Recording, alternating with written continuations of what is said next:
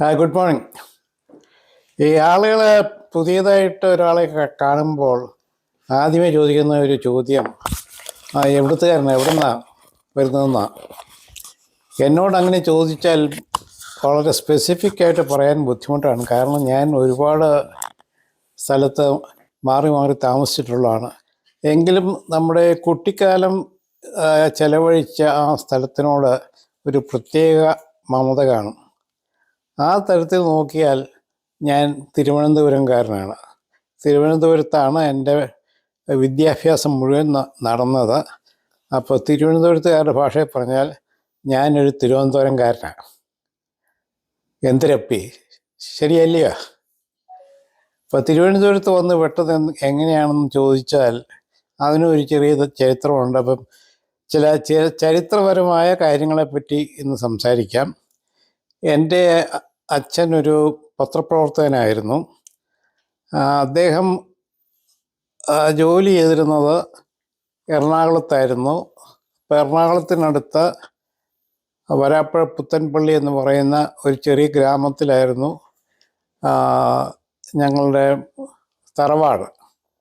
അന്ന് ആ സ്ഥലത്ത് ചെന്ന് പറ്റണമെന്നുണ്ടെങ്കിൽ ജലമാർഗം സഞ്ചരിക്കണം. അതുകൊണ്ട് എറണാകുളത്താണ് ഇച്ചാച്ചൻ പ്രവർത്തനം ആരംഭിച്ചതും തുടർന്നതും. 1950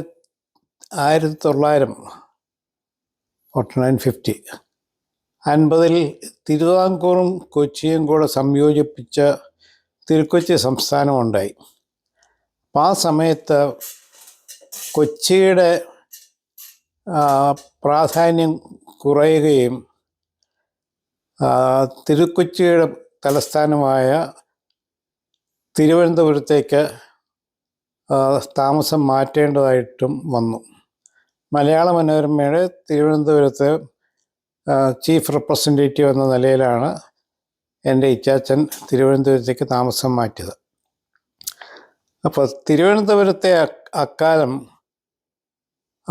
എൻ്റെ ഓർമ്മയിൽ കേരളത്തിൻ്റെ ഏറ്റവും മനോഹരമായ ഒരു പട്ടണമായിരുന്നു തിരുവനന്തപുരം. തിരുവനന്തപുരത്ത് നഗരത്തിൻ്റെ സംവിധാനങ്ങളും എല്ലാം തിരുവിതാംകൂർ മഹാരാജാവിൻ്റെ ചുമതലയുള്ള കാലത്ത് സർ CP രാമസ്വാമി അയ്യർ എല്ലാവരുടെ ഓർമ്മയിൽ വളരെ മോശമായ അഭിപ്രായമുള്ള ഒരു ഭരണാധികാരിയായിരുന്നു. എങ്കിലും തിരുവനന്തപുരം നഗരത്തിൻ്റെ സംവിധാനത്തിലും മറ്റും വളരെയധികം ശ്രദ്ധ കൊടുത്തിരുന്നു. അപ്പോൾ അതിനുള്ള എല്ലാ ക്രെഡിറ്റും പോകുന്നത് തിരുവിതാംകൂർ രാജകുടുംബത്തിനാണ്. ബ്രിട്ടീഷുകാരുടെ ചില എൻജിനീയേഴ്സ് വന്ന് അങ്ങനെയാണ് തിരുവനന്തപുരം നഗരത്തിൻ്റെ രൂപകൽപ്പന ചെയ്തതും തിരുവനന്തപുരത്തിൻ്റെ പ്രത്യേകതയായ ചില സംവിധാനങ്ങൾ, പ്രത്യേകിച്ചും അവിടുത്തെ ജലവിതരണം. വെല്ലിംഗ്ടൺ എന്ന് പറയുന്ന ഒരു സായിപ്പായിരുന്നു അതിനൊക്കെ മേൽനോട്ടം കൊടുത്തിരുന്നത്. അപ്പോൾ തിരുവനന്തപുരത്തെ ഈ ജലവിതരണത്തിൻ്റെ പ്രധാന സംഭരണിക്ക് അറിയപ്പെട്ടിരുന്നത് വെല്ലിംഗ്ടൺ വാട്ടർ വർക്ക്സ് എന്നായിരുന്നു. അപ്പം അങ്ങനെ തിരുവനന്തപുരത്തെ പറ്റി വളരെയധികം നല്ല ഓർമ്മകൾ എനിക്കുണ്ട്. ഞാനവിടെ പഠിച്ചിരുന്ന സ്കൂൾ തിരുവനന്തപുരം മോഡൽ സ്കൂൾ, അത് ഇംഗ്ലണ്ടിലുള്ള സ്കൂളുകളുടെ മാതൃകയിൽ ആ സംവിധാനത്തോടു കൂടിയാണ് ആ സ്കൂൾ പണിതിരുന്നത്. ഇംഗ്ലണ്ടിൽ നിന്ന് വന്ന ക്ലാർക്ക് എന്ന് പറയുന്ന ഒരു സായിപ്പായിരുന്നു ആ സ്കൂളിൻ്റെ രൂപകൽപ്പനയ്ക്കും നടത്തിപ്പിനുമൊക്കെ ആദ്യകാലങ്ങളിൽ മേൽനോട്ടം വഹിച്ചിരുന്നത്. അപ്പോൾ അദ്ദേഹത്തിന് താമസിക്കാനുള്ള ഒരു ബംഗ്ലാവ് ഞാൻ പഠിക്കുന്ന കാലത്തും ഇന്ന് പോലും ആ സ്കൂൾ ക്യാമ്പസിനകത്തുണ്ട്. ക്ലാർക്സ് ബംഗ്ലാവ് എന്നാണ് ആ കെട്ടിടത്തിന് ഞങ്ങൾ വിളിച്ചിരുന്നത്. അപ്പം 3 നിലയിലുള്ള ഒരു കെട്ടിടമായിരുന്നു ഹൈസ്കൂൾ വിഭാഗം. അപ്പോൾ അതിൻ്റെ 3ാമത്തെ നിലയിൽ ഉച്ച സമയത്ത് പോയി നിൽക്കുമായിരുന്നു. അവിടെ നിന്ന് നോക്കിയാൽ കാണുന്ന ഏറ്റവും മനോഹരമായ ഒരു കാഴ്ച പത്മനാഭസ്വാമി ക്ഷേത്രമായിരുന്നു. അന്ന് മോഡൽ സ്കൂളിൻ്റെ മുകളിൽ നിന്ന് പത്മനാഭസ്വാമി ക്ഷേത്രത്തിലേക്ക് നോക്കിയാൽ അതിനിടയ്ക്ക് തെങ്ങോലകളുടെ ഒരു പച്ചപ്പുതപ്പ് അല്ലാതെ മറ്റ് കെട്ടിടങ്ങളോ ഒന്നും കാണാൻ ഉണ്ടായിരുന്നില്ല. അപ്പം ഈ പച്ച പുതച്ച തിരുവനന്തപുരത്തിൻ്റെ മുകളിൽ കൂടെ പത്മനാഭസ്വാമി ക്ഷേത്രം നേരിട്ട് കാണുക എന്നുള്ളത് ഒരു വളരെ മനസ്സിന് കുളിർമ തരുന്ന ഒരു കാഴ്ച തന്നെയായിരുന്നു. പക്ഷേ എനിക്കിന്ന് പറയാനായിട്ട് തോന്നുന്നത്, ഓർമ്മയിൽ വരുന്നത് ഒരു വ്യക്തിയെ പറ്റിയായിരുന്നു.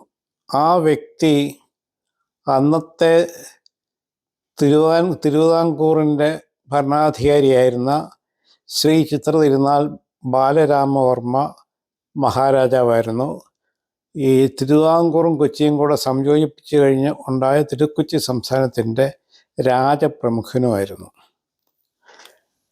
അദ്ദേഹത്തെ നേരിട്ട് ഞാൻ കണ്ടിട്ടുണ്ട്. ഒരിക്കൽ കണ്ടു കഴിഞ്ഞാൽ ആ രൂപം നമ്മുടെ മനസ്സിൽ നിന്ന് മായുകയില്ല.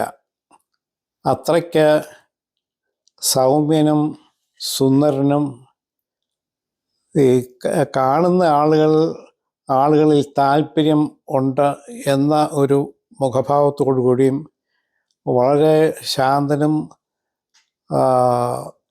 ഒരു ഹമ്പിളായിട്ടുള്ള ഒരു വ്യക്തി എന്ന നിലയ്ക്ക് ഉള്ള ഒരു മുഖം, ഒരു ഇമേജാണ് എൻ്റെ മനസ്സിലുള്ളത്.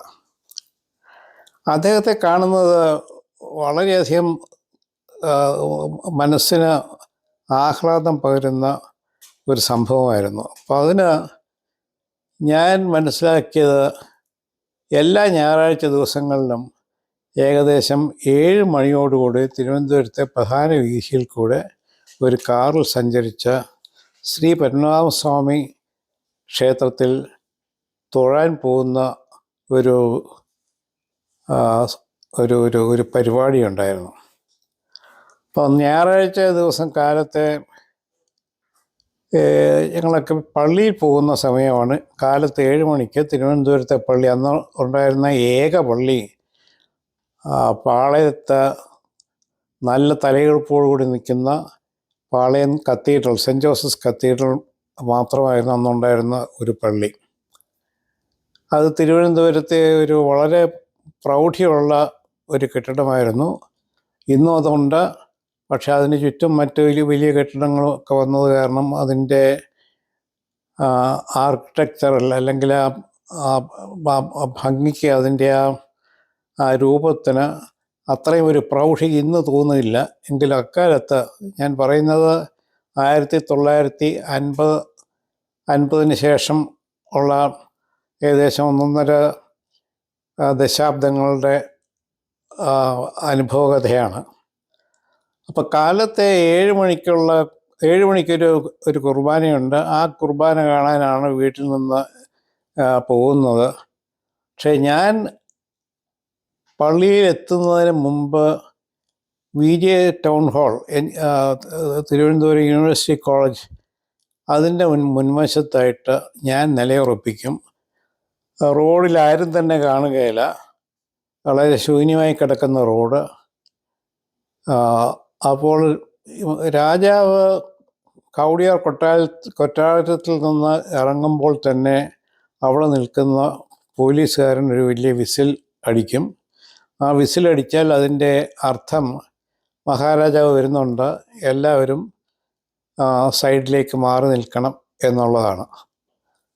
അപ്പം കവടിയാർ കൊട്ടാരം മുതൽ പത്മനാഭസ്വാമി ക്ഷേത്രം വരെ ഇങ്ങനെ പോലീസുകാരുടെ അടിക്കാൻ പറ്റുന്ന അകലത്തിൽ പോലീസുകാർ നിൽപ്പുണ്ടാകും. അപ്പോൾ ഓരോ സ്ഥലത്തും വരുമ്പം വിസിലടിക്കും. അപ്പോൾ ഈ വിസിലടി കേൾക്കുമ്പോഴത്തേക്കും വളരെ ഒരു ആൻറ്റിസിപ്പേഷനോട് കൂടി ഞാൻ കാത്തു നിൽക്കും. അപ്പം മഹാരാജാവിൻ്റെ കാറ്, ഒരു ഇമ്പോർട്ട് ചെയ്ത കാറായിരുന്നു, നല്ല നീളമുള്ളൊരു കാറ്. ആ കാറ് കടന്നു പോകുമ്പോൾ അതിനകത്ത് ഇങ്ങനെ 2 കൈയും കൂപ്പി 2 സൈഡിലേക്ക് നോക്കി മഹാരാജാവ് ഇരിപ്പുണ്ടായിരിക്കും, ഒരു ചെറു പുഞ്ചിരിയോടുകൂടി. ആ കാഴ്ച കാണാനായിട്ട് വളരെ വളരെ നമുക്കൊരു ആത്മസംതൃപ്തി വരുന്ന ഒരു കാഴ്ചയായിരുന്നത്. അപ്പോൾ ഈ കാറ് പോകുന്ന ആ സ്ഥലത്ത്, അതായത് യൂണിവേഴ്സിറ്റി കോളേജിൻ്റെ മുമ്പിൽ കൂടെയുള്ള ആ സ്ട്രെച്ച്, അവിടെ ഞാനല്ലാതെ വേറെ ആരും തന്നെ ഉണ്ടാകുമായിരുന്നില്ല. അപ്പോൾ മിക്ക ഞായറാഴ്ചകളിലും എന്നെ അവിടെ കാണാം എന്നുള്ളത് കൊണ്ടായിരിക്കണം അദ്ദേഹം എന്നെ തിരിഞ്ഞു നോക്കി ഒരു നല്ലൊരു ചിരി, നല്ലൊരു കൈകൂപ്പൽ സമ്മാനിച്ചിട്ടാണ് കടന്നു പോവുകയുണ്ടായിരുന്നത്. വളരെയധികം മനസ്സിന് ഒരു കുളിർമ തരുന്ന ഒരു സംഭവമായിരുന്നു അത്. അതിനുശേഷം ഞാൻ നടന്ന് പള്ളിയിലേക്ക് പോകും. അതായിരുന്നു ഞായറാഴ്ചകളിലെ എൻ്റെ ഒരു ഒരു ഒരു അനുഭവം. അപ്പം അങ്ങനെ മഹാരാജാവിനെ പറ്റി വളരെയധികം ഒരു ഭക്തി ബഹുമാനം ത്തോടുകൂടി ഇപ്പോഴും ഓർക്കുന്ന ഒരു വ്യക്തിയാണ് ഞാൻ. 1956 രാജഭരണമൊക്കെ മാറി കേരള സംസ്ഥാനം രൂപീകരിക്കപ്പെട്ടു. അദ്ദേഹത്തിൻ്റെ രാജപ്രമുഖൻ എന്നുള്ള പദവി മാറി വെറും ഒരു സാധാരണ കൊട്ടാരത്തിൽ താമസിക്കുന്ന ഒരു സാധാരണ പ്രജ, ഇന്ത്യ മഹാരാജ്യത്തിൻ്റെ അല്ലെങ്കിൽ കേരള സംസ്ഥാനത്തിൻ്റെ ഒരു പ്രജ എന്ന നിലയിലേക്ക് അദ്ദേഹത്തിൻ്റെ സ്റ്റാറ്റസ് മാറുകയും ചെയ്തു. പിന്നീട് രാജപ്രമുഖൻ്റെയും രാജാവിൻ്റെയും ഒക്കെ ആ ഓർമ്മകൾ നിലച്ചു. ധാരാളം ആളുകൾ തിരുക്കൊച്ചിക്ക് പുറത്ത് മലബാർ ഭാഗത്തുനിന്ന് തിരുവനന്തപുരത്തേക്ക് കുടിയേറി. ഞങ്ങൾ തന്നെയാണെങ്കിലും തിരുവിതാംകൂറിൽ ജീവിച്ചിരുന്നവരല്ല കൊച്ചി രാജ്യത്തിൻ്റെ ഭാഗമായ എറണാകുളത്ത് നിന്ന് കുടിയേറിയവരാണ്. അപ്പോൾ അങ്ങനെ കുടിയേറ്റത്തിൻ്റെ 2 ഗഡുക്കൾ അവിടെ ഉണ്ടായിട്ടുണ്ട്. ആദ്യമേ കൊച്ചി രാജ്യത്തുനിന്ന് ഞങ്ങൾ കുറേ പേര് വന്നു. അതിനുശേഷം 1956 മലബാറിൽ നിന്ന് വളരെയധികം ആളുകൾ തിരുവനന്തപുരത്തേക്ക് വന്നു. അതെല്ലാം കൂടെ കഴിഞ്ഞപ്പോൾ തിരുവനന്തപുരത്തിൻ്റെ തിരുവിതാംകൂർ എന്ന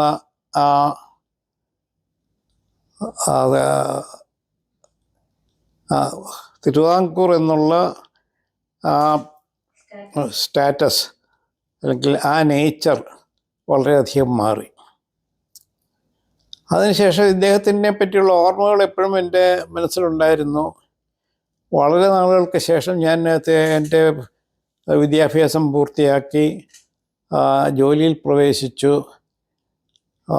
ആലുവയ്ക്കടുത്തുള്ള FACTയിലായിരുന്നു ഞാൻ ജോലി ചെയ്തിരുന്നത്. ഞാൻ മെക്കാനിക്കൽ എഞ്ചിനീയറിങ്ങിലാണ് ബിരുദം എടുത്തത്. FACTയുടെ ഭാഗമായിട്ടുള്ള fed of fact engineering and design ഓർഗനൈസേഷനിൽ എഞ്ചിനീയറായിരുന്നു. അപ്പോൾ ജോലി സംബന്ധമായിട്ട് ധാരാളം യാത്ര ചെയ്യേണ്ടി വന്നിട്ടുണ്ട്. പലപ്പോഴും ഡൽഹി അല്ലെങ്കിൽ ബോംബെ അങ്ങനെയുള്ള നഗരങ്ങളിൽ പോകേണ്ടത് എൻ്റെ ജോലിയുടെ ഭാഗമായിരുന്നു. ഇപ്പോൾ ഒരിക്കൽ ഞാൻ ഓർക്കുന്നുണ്ട്, ബാംഗ്ലൂരിലേക്ക് പോകാൻ ഉള്ള ഒരു ഫ്ലൈറ്റിൽ കയറാൻ തയ്യാറായിട്ട് നിൽക്കുന്നു. അപ്പോൾ സാധാരണഗതിയിൽ ആളുകൾ കയറാൻ തുടങ്ങിയാൽ കണ്ടിന്യൂസ് ആയിട്ട് ആളുകൾ കയറും. പെട്ടെന്ന് ഫ്ലൈറ്റ് ബോർഡിങ് എന്നുള്ള പ്രക്രിയ പെട്ടെന്ന് തീരും. ആ ദിവസം അത്രയും സ്പീഡിൽ ആളുകൾ കയറുന്നില്ല. എന്താണ് കാര്യമെന്ന് എനിക്ക് മനസ്സിലായില്ല. അപ്പോൾ പല ആളുകളും കയറി ഫ്ലൈറ്റിനകത്തേക്ക് പ്രവേശിച്ച അവിടെ ആ പ്രവേശന സ്ഥലത്ത് തന്നെ കുറച്ച് സമയം, ഏതാനും സെക്കൻഡുകൾ ചെലവഴിക്കുന്നു എന്നെനിക്ക് മനസ്സിലായപ്പോൾ എന്തോ ഫ്ലൈറ്റിനകത്ത് പ്രത്യേകത ഉണ്ടല്ലോ എന്നുള്ളൊരു ധാരണ എൻ്റെ മനസ്സിൽ കുടികൊണ്ടു. ഏതായാലും അവസാനം ഞാനും ഫ്ലൈറ്റിനകത്തേക്ക് കയറി വളരെ യാദൃശ്ചികമായിട്ട് ഞാൻ നോക്കുമ്പോൾ കാണുന്ന കാഴ്ച, 2 കൈയും കൂപ്പി ഒരാൾ ഇരിക്കുന്നു. മുഖത്തേക്ക് നോക്കിയപ്പോൾ പഴയ തിരുവിതാംകൂർ മഹാരാജാവാണ്. ഞാൻ അറിയാതെ തന്നെ എൻ്റെ കയ്യിലിരുന്ന ബ്രീഫ് കേസ് താഴെ വെച്ചിട്ട് മഹാരാജാവിൻ്റെ മുഖത്തേക്ക് നോക്കി 2 കൈയും കൂപ്പി താണു വണങ്ങിപ്പോയി. അത്രയ്ക്കധികം ഒരു ആരാധന അദ്ദേഹത്തെ പറ്റി എനിക്കുണ്ടായിരുന്നു. മുഖത്തേക്ക് നോക്കിയപ്പോൾ മുഖം വളരെയധികം ക്ഷീണിച്ചിരുന്നു. അദ്ദേഹത്തിന് ഒരു വയോവൃദ്ധൻ എന്ന് പറയത്തക്ക രീതിയിൽ അദ്ദേഹം ശോഷിച്ചിരുന്നു. നല്ല പ്രായവുമുണ്ട്. ഏതായാലും അങ്ങനെ കൈകൂപ്പി അദ്ദേഹത്തെ വണങ്ങിയതിന് ശേഷമാണ് ഞാൻ വിമാനത്തിനുള്ളിലേക്ക് പ്രവേശിച്ചത്. ബാംഗ്ലൂരിൽ വന്ന് അദ്ദേഹം വിമാനത്തിൽ നിന്ന് ഇറങ്ങാനായിട്ട് എല്ലാവരും കാത്തുനിന്നു. സാധാരണ ഉണ്ടാകുന്ന പോലത്തെ തിക്കും തിരക്കും ഒന്നും ഉണ്ടായില്ല. അദ്ദേഹം വിമാനത്തിൽ നിന്ന് ഇറങ്ങിയതിന് ശേഷമാണ് ബാക്കി ആളുകൾ ഇറങ്ങിയതെന്നാണ് എൻ്റെ ഓർമ്മ. അപ്പം അങ്ങനെ ആ സംഭവം കഴിഞ്ഞു. വളരെ നാളുകൾക്ക് ശേഷം ഞാൻ തിരുവിതാംകൂർ രാജകുടുംബത്തിൻ്റെ ചരിത്രത്തെ പറ്റിയോ മറ്റോ ഒരാൾ എഴുതിയൊരു ലേഖനം വായിക്കാനിടയായി. ആ ലേഖനത്തിൽ നിന്ന് എനിക്ക് മനസ്സിലായത്, ഞാൻ അദ്ദേഹത്തെ വിമാനത്തിൽ വെച്ച് കാണുന്ന സമയത്തുള്ള ആ യാത്ര അദ്ദേഹം തിരുവിതാംകൂറിനോട് വിട പറയുന്ന യാത്രയായിരുന്നു. അദ്ദേഹത്തിൻ്റെ അവസാന കാലം ചിലവഴിച്ചത് ബാംഗ്ലൂരിലായിരുന്നു എന്നാണ് എനിക്ക് മനസ്സിലാക്കാൻ കഴിഞ്ഞത്. അപ്പോൾ തിരുവിതാംകൂർ വിട്ട് ബാംഗ്ലൂരിലേക്ക് പോകുന്ന ആ യാത്രയിലാണ് ഞാൻ അദ്ദേഹത്തെ കണ്ടതും വണങ്ങിയതും. വളരെ വിശിഷ്ടനായ ഒരു വ്യക്തിയായിരുന്നു. തിരുവിതാംകൂർ രാജാവിനെയും രാജകുടുംബത്തെയും പറ്റിയൊക്കെ പലരും പല വിധത്തിൽ ഉള്ള കഥകളല്ല, ഓർമ്മക്കുറിപ്പുകൾ എഴുതിയിട്ടുണ്ട്. ചിലതിൽ ബഹുമാനമുണ്ട്, ചിലതിൽ അല്പം അവജ്ഞയോ അല്ലെങ്കിൽ ചരിത്രപരമായിട്ട് എല്ലാ കാര്യങ്ങളും നല്ലതായിരിക്കണമെന്നില്ലല്ലോ.